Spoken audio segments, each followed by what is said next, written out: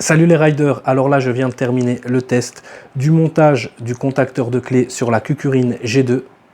Un montage qui a été assez facile, je vais vous montrer tout ça.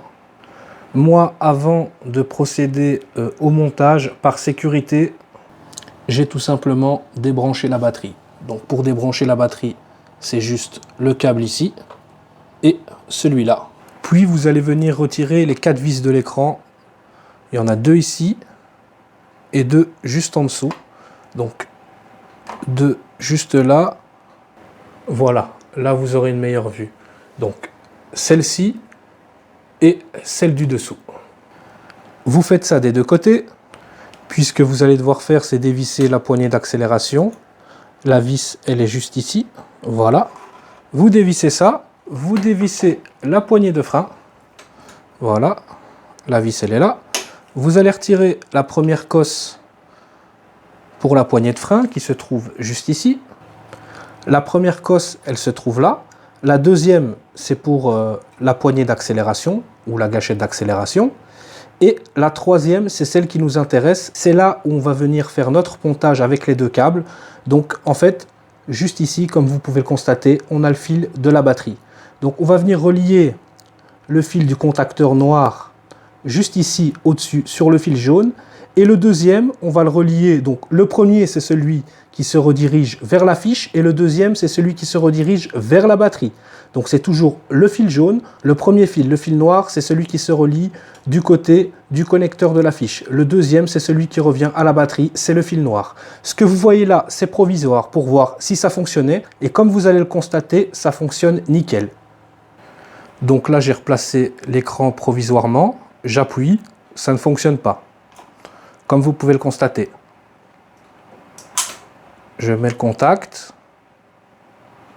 Voilà. Et hop, ça s'allume. Le contacteur de clé est opérationnel. Voilà, j'ai fait mes petites soudures. J'ai mis de la gaine thermorétractable. Comme vous pouvez le constater, juste ici. Voilà, et là, les deux endroits où j'ai fait le pontage. Faites attention quand vous faites le pontage au niveau des câbles parce qu'ils sont assez fins. Voilà, mais pour moi, ça a été assez facile. Maintenant, j'ai plus qu'à tout remonter. Je viens de vérifier encore, tout fonctionne. Donc, c'est vraiment nickel. Bon, les riders, voilà le résultat fini. Enfin, attendez. On essaye de l'allumer. Ça ne fonctionne pas. Un coup de clé.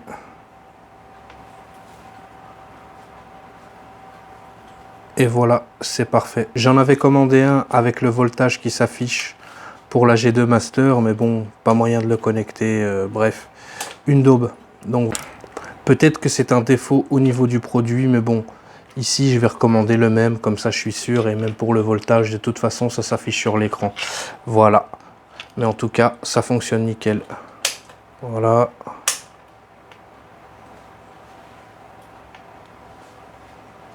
Impec. On éteint.